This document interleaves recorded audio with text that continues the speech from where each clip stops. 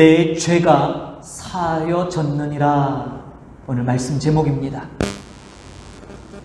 오늘 본문은 남유다 왕국의 우시야라는 왕이 갑자기 죽게 되었던 때에 이사야 선지자가 하나님의 성전에 들어가서 영광 가운데 계시는 하나님을 체험한 일을 기록한 본문입니다. 우시야 왕은 유다의 10번째 왕이었어요. 그는 16살 때 왕이 되었습니다. 그리고 무려 52년 동안 남유다 왕국의 왕으로 통치했습니다. 그는 다윗과 솔로몬 왕 이후 가장 위대한 왕에 꼽을 수 있는 사람이었죠. 우시야라는 그의 이름은 여호와는 나의 힘이라는 뜻입니다. 그렇게 그는 일생을 하나님과 동행했어요. 그러나 안타깝게도 이 우시야 왕은 말년에 교만해져서 하나님께 엄연한 심판을 받은 왕이기도 합니다. 그는 노년에 오직 제사장만이 할 수 있는 일인 성소 안에 있는 분향단에서 분향하는 일을 왕이 하려고 나가다가 하나님의 징계로 인해서 문둥병에 걸리게 됩니다. 그로 인해서 이 우시야 왕은 죽는 날까지 무려 한 8년 정도 그 기간 동안 별궁에서 왕궁에도 나가지 못하고 하나님 전에도 들어가지 못하고 그렇게 별궁에 갇혀 지내다가 비참하게 죽음을 맞이하는 왕이기도 합니다. 바로 오늘 본문 1절에 나오는 우시야 왕이 죽었던 해, 바로 이러한 상황에서 이사야 선지자는 위기를 맞이한 이 남유다 왕국의 장래를 염려하며 성전 안에 들어가 기도하고 있었던 것이었어요. 그런데 그렇게 기도하던 중에 바로 영광의 하나님을 뵙는 놀라운 경험을 하게 되는 것입니다.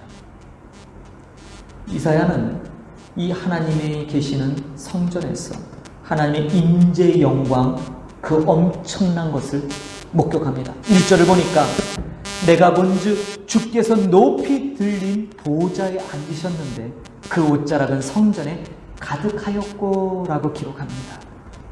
여기서 이사야가 하나님의 얼굴, 하나님의 형체를 직접 목격했다라는 것이 아니라 바로 성전 안에 가득한 하나님의 영광, 그 하나님의 위엄을 본 것을 표현하는 거예요. 주께서 높이 들린 보좌에 앉으셨다라는 이 표현은 하나님만이 온 우주의 통치자시며 그의 능력, 그의 권위를 상징하는 표현입니다. 그리고 그 옷자락이 성전에 가득했다는 표현도 마치 구약의 대제사장이나 왕이 입는 그 긴 옷자락을 끌며 화려하고 또 위엄을 갖춘 그런 모습의 왕으로서의 모습으로 표현합니다. 그런 하나님의 영광스러운 임재를 그렇게 묘사하고 있어요. 어쨌든 이 하나님의 성전 안에 하나님의 영광이 가득 차 있습니다. 여러분, 이 예배는 하나님의 영광이 충만해야 될 줄 믿습니다. 하나님의 이 임재, 하나님의 임재가 없다면 그것은 예배라고 할 수 없는 것이죠. 성전도 하나님의 영광과 그 임재가 충만해야 됩니다. 하나님의 영광, 하나님의 그 임재로 말미암는 그 충만한 영광, 이 모습이 2절부터 4절까지 나타나요. 특별히 2절을 한번 보겠습니다. 스랍들이 모시고 섰는데 각기 6날개가 있어 그 둘로는 자기 얼굴을 가리고 둘로는 자기 발을 가리었고 그 둘로는 날며라고 기록해요. 여기서 이 스랍들, 오직 구약성경에 바로 이 본문에서만 나오는 단어예요. 스랍, 세라핌이라는 단어인데 뜻은 이렇습니다. 불타는 자들, 태우는 자라는 뜻이에요. 지존하신 하나님을 모시고 있는 가장 거룩한 영적 존재입니다. 근데 이들이 독특한 행동을 하죠. 3절을 보니까 서로 불러 이르되 거룩하다 거룩하다 거룩하다 만군의 여호와여 그의 영광이 온 땅에 충만하더라 하더라. 이 스랍들의 찬송 첫 마디가 삼중의 거룩 송영 찬양이었어요. 거룩 거룩 거룩. 여호와 하나님은 모든 피조물과 확연히 구별되시는 분으로서 누구든지 하나님 앞에 이 거룩함이 없이는 누구도 나아갈 수 없음을 보여주는 그런 장면이기도 하죠. 사실 이 하나님의 거룩이라는 것은 이사야서의 전체 신학적인 주제이기도 해요. 그런데 여러분, 이 거룩과 관련해서 오늘 이 스랍이라고 하는 이 독특한 영적 존재들을 좀 살펴볼 필요가 있어요. 오늘 본문에 나오는 묘사를 보니까 날개가 6이래요. 우리 주일학교 친구들이 물어요. 목사님, 천사들은 다 날개가 있나요? 아니요. 왜 천사가 날개가 필요해요? 하나님의 명령에 따라 움직이는 수종자들인데 날개가 꼭 날아다녀야 되나요? 그럴 필요 없어요. 대부분 천사들은 날개가 없습니다. 그러나 성경에 보니까 날개가 있는 특별한 영적 존재들이 등장하죠. 그 중에 하나가 바로 이 스랍, 세라핌이에요. 날개가 6인데 두 날개로는 얼굴을 가려요. 하나님의 거룩을 직면할 수 없다는 것이죠. 그렇게 거룩한 존재조차도 하나님의 영광에 비견할 수가 없죠. 발을 또 가려요. 여러분, 이 영광스러운 존재, 땅을 밟아보기나 했겠어요? 떠 있는 존재잖아요. 거룩한 존재잖아요. 그런데도 불구하고 하나님 앞에 그 거룩 앞에서는 그 발조차도 가려야 될 만큼 이 하나님의 거룩에 비견할 수가 없죠. 여러분, 그렇다면 오늘날 이 땅을 밟고 사는 우리들은 과연 이 하나님의 거룩에 다가갈 수나 있겠습니까? 정말 엄청난 장면을 목격하고 있어요. 두 날개는 납니다. 구약에 이렇게 묘사되는 이 스랍, 단 한 번 묘사되고 있는 스랍, 이 영적 존재가 신약 성경에 등장해요. 어디에 등장할까요? 바로 요한계시록에 등장합니다. 그런데 요한계시록에는 그 이름이 다르게 나와요. 요한계시록에는 어떻게 등장하냐면 하나님 보좌 앞에 있는 네 생물이라고 등장해요.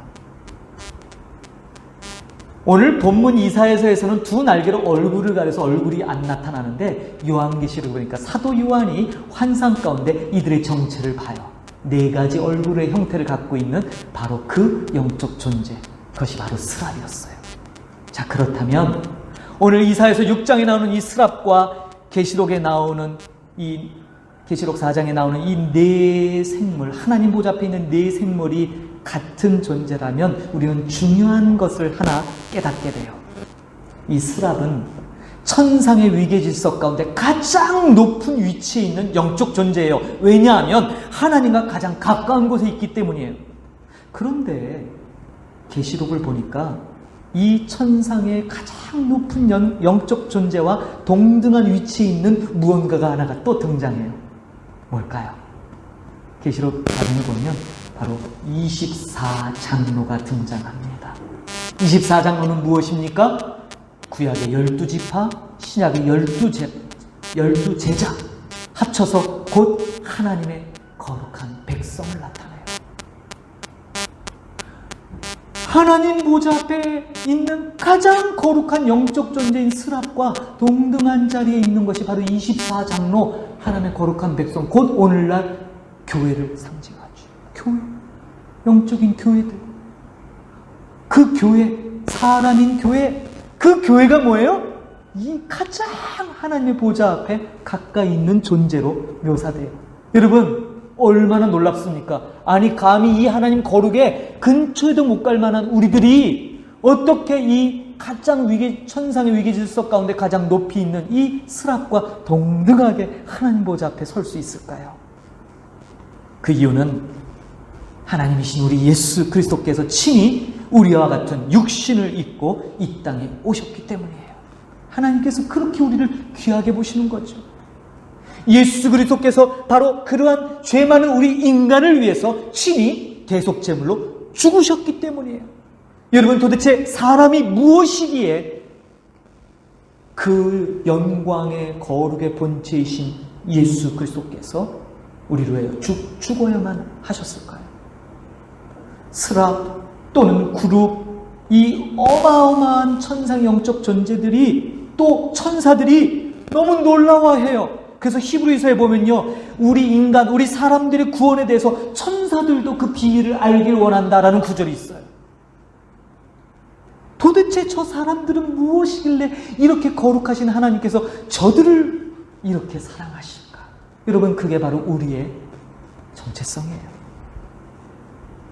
그리고 예수 그리스도께서 바로 그러한 우리들을 대신 죽으시고 하나님의 자녀로 삼으셨다는 사실이에요. 하나님의 자녀가 된 권세, 우리는요 아무리 상상해도 이게 얼마나 놀라운 일인지 잘 가늠하기가 어려워요. 스랍과 그룹이 천상에서 가장 높은 위치에 있는 그런 영적 존재일지라도 하나님의 아들 된 우리들과 비교가 되겠습니까? 그래서 우리는 부러워한대요. 천사들이 우리를 흠모한대요. 그게 바로 우리들의 모습이죠. 자, 그래서 이 4절 보니까 그러한 이 스랍들이 서로 화답하는 이 소리에 성전의 문지방 그 터가 요동하며 엄청난 위엄을 나타냅니다. 성전에 충만한 여호와의 권능이 임재하셨을 때 그런 모습을 보여주죠. 그런데 이사야 선지자의 반응을 보십시오. 5절을 보니까 뭐라고 고백합니까? 그때 내가 말하되 화로다 나여 망하게 되었도다.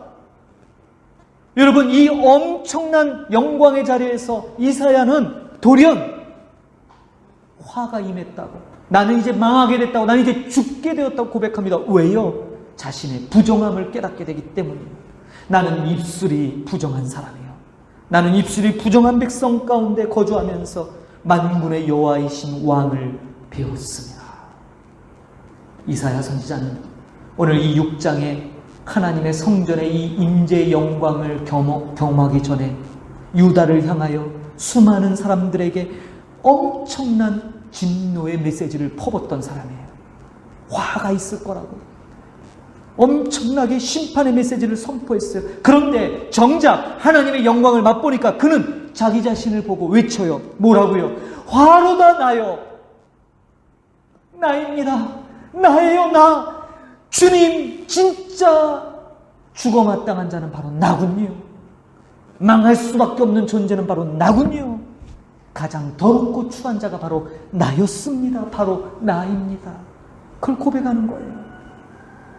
거룩하신 하나님을 뵙게 된 이 선지자는 자기 자신 내면을 보게 됩니다. 자기 속에 있는 이 더럽고 추한, 그리고 하나님의 거룩에 어떠한 방법으로든 결코 나아갈 수 없는 자신의 그 위치를 깨닫게 돼요. 하나님을 찬양할 수도, 하나님 앞에 영광의 노래를 부를 수도 없는 그러한 아무것도 아닌 존재가 바로 자기 자신임을 깨달았다, 이 말씀이에요. 그래서 그는 슬피 부르짖으며 화로다 나여 망하게 되었도다라고 고백하는 것입니다. 사랑하는 성도 여러분, 이사야 선지자가 보았던 바로 이 비전, 이 환상은 바로 우리에게 필요한 거예요. 우리가 거룩하신 하나님 앞에서 항상 우리 자신을 철저하게 들여다보며 우리가 어떤 존재인지를 깨달아야 돼요. 잊어버리면 안 돼요.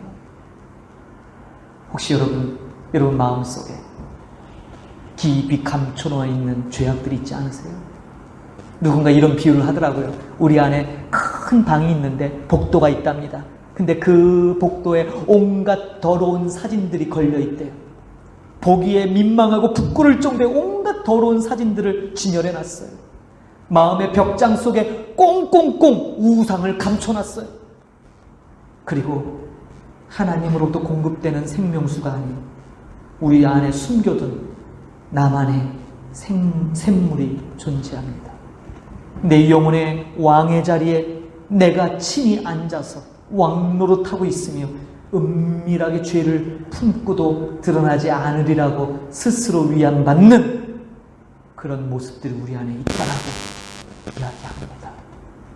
과연 성령 하나님, 내주하시는 성령 하나님과 함께 그 마음의 방들을 지나고 그 마음의 복도를 지날 때 부끄러움이 없겠냐, 이 말이에요. 이사야는 하나님의 영광 앞에서 자신을 발견합니다. 성전에 가득한 이 하나님의 영광의 임재, 그 연기가 충만한 것처럼 성전에서의 예배를 드리면서 이사야는 그 영광과 완전히 차별되는 자기의 더러움을 봅니다. 사랑하는 성도 여러분, 우리는 예배를 통해 우리 자신을 보아야 될 줄 믿습니다. 이사야 선지자는 하나님의 영광 앞에서 자기 자신이 죄인으로 드러난 상태에서 그 민낯을 보게 된 거예요. 그래서 회개합니다. 화로다 망하게 되었구나. 하나님의 그 거룩 앞에 오열합니다. 오직 회개만이 사는 길이 하나님의 은총을 입는 유일한 길임을 보게 되죠. 바로 그럴 때 이렇게 탄식하고 이제 나는 죽었구나, 난 이제 망했구나 라고 그렇게 오열하는 이사야 선지자에게 하나님이 은혜를 베푸십니다. 6절에 보니까 이 스랍 가운데 하나가 젓가락으로 제단에서 불이 붙어있는 숯을 하나 들고 와서 입술에 댑니다. 어휴, 엄청 뜨겁게 었네. 입술이 막 뒤었을 것 같아요. 그 제단 숯불 핀 숯을 입술에 대면서 이렇게 7절에 외치죠. 보라, 이것이 내 입에 닿았으니 내 악이 제하여졌고 내 죄가 사하여졌느니라. 할렐루야. 여러분, 이것은요 모세 율법에 나오는, 레위기서에 나오는 것처럼 대속죄일 날 제단 숯불을 가져다가 지성소 안에 갖고 들어가 분향단에 그 향을 태우며 그 향연으로 지성소 안을 가득 가득 채우라는 그 의식에서 나온 것을 묘사해요. 스랍이 하늘 제단의 숯을 이사야 선지자 입에 댄 것은 그의 입술에 이 더러움들을 태워버리는, 정화시키는 그런 모습을 보여주는 거예요. 여러분, 이건 뭘까요? 이것은 다름 아닌 어린 양의 그 대속으로 우리가 죄 용서함을 받는 것을 보여주는 메시지예요. 사랑하는 성도 여러분, 죄를 고백하고 회개하는 이 이사야를 제단 숯불로 깨끗하게 해주시는 이 장면은 바로 오늘 저와 여러분이 이 예배 가운데 간절한 마음으로 이제 나는 내 죄로 인하여 죽을 수밖에 없는 존재인데 예수 그리스도의 이 놀라운 대속의 은총으로 살 수 있다는 것을 말씀해 주어요. 성령의 불로 우리를 정결케 하시는 그런 하나님을 보여주고 계십니다. 하나님께서 인간의 죄를 제거하는 조건은 단 한 가지예요. 그것은 바로 우리를 대신하여 죽으신 예수 그리스도의 피를 의지하여 자신의 죄인됨을 하나님 앞에 고백하고 그분의 의로움으로, 하나님의 은혜로 하나님 앞에 나아가는 것입니다. 우리 모두 우리 자신을 바라보십시다. 사실 우리는 그 어떤 것으로도 하나님 앞에 설 수 없습니다. 이사야 선지자처럼.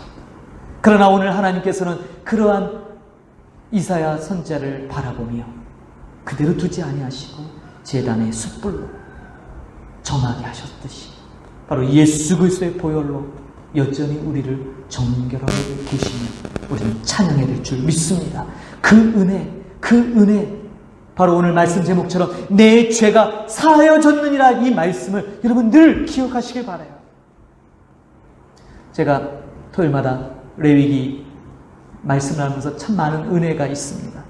근데 어제도 그런 은혜를 나눴죠. 여러분, 번제 5가지 제사 가운데 첫 번째로 등장하는 불태워서 드리는 이 번제라는 제사가 있는데, 이 번제 레위기서 1장 4절을 보니까 제물에 안수하고 이것을 하나님께 번제로 드리면 그것이 여호와 앞에 속죄가 될 것이다 라는 구절이 있어요. 여러분, 죄를 속하는 것은 속죄제, 속번제예요. 율법을 범했을 때 속죄제를 드립니다. 또한 율법을 범했는데 거기에 배상할 책임이 따를 때 속건제, 5분의 1을 더해서 배상하고 하나님 앞에 죄를 고백하며 용서함 받는 것, 속건제. 죄를 담당하는 것은 속죄제와 속건제예요.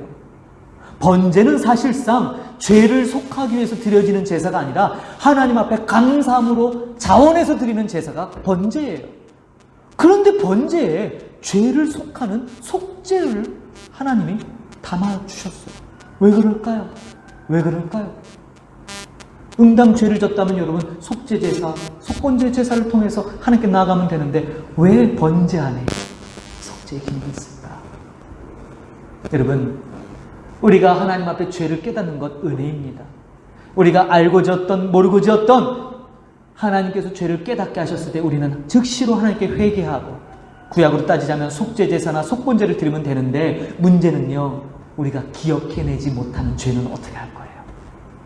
유대인들을 랍비들은 그들의 자녀들에게 이렇게 가르칩니다. 하나님께서 속죄제와 속번제를 통해 우리가 인지하는 모든 죄에 대해서 회개하면 용서함을 주신다. 그러나 우리가 행하고도 우리가 무심결에 행했던 일로 인하여 어떤 악한 일들이 발생하거나 누군가에게 피해를 끼치거나 어떤 죄가 발생한, 그런데 내가 죽을 때까지 그 죄를 인지하지 못해요. 그래서 제가 우리 아들 현성이를 빗대서 그런 얘기 했죠. 우리 현성이가 복고산에서 이리저리 뛰어놀다가 돌멩이 하나를 푹 걷어찼는데 그게 절벽 밑으로 떨어졌어요. 그 절벽 밑에 누가 있기는 하겠습니다. 근데 마침 거기 사람이 있었어요. 이 돌에 맞아서 그 사람이 크게 다쳤다 이 말입니다. 그럼 보자면 이것은 상해를 입힌 죄에 해당됐지. 근데 본인은 죽을 때까지 그 일을 몰라요. 이럴 경우에 어떻게 하냐 이 말이죠. 유대 납비들이 그래요.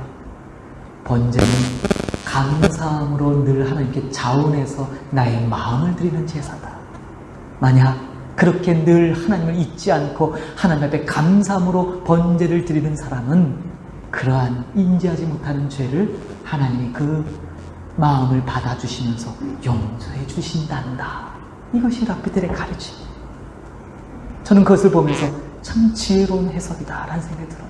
아하, 번제, 그렇게 내 마음을 다해서 하나님 앞에 감사함으로 드리는 그러한 삶의 자세, 그러한 태도, 그 드려짐에 하나님께서 우리가 미처 인지하지 못하는 죄까지도 그렇게 하나님이 속죄해 주신다는 사실, 얼마나 놀랍습니까 여러분. 이제 말씀 마치겠습니다.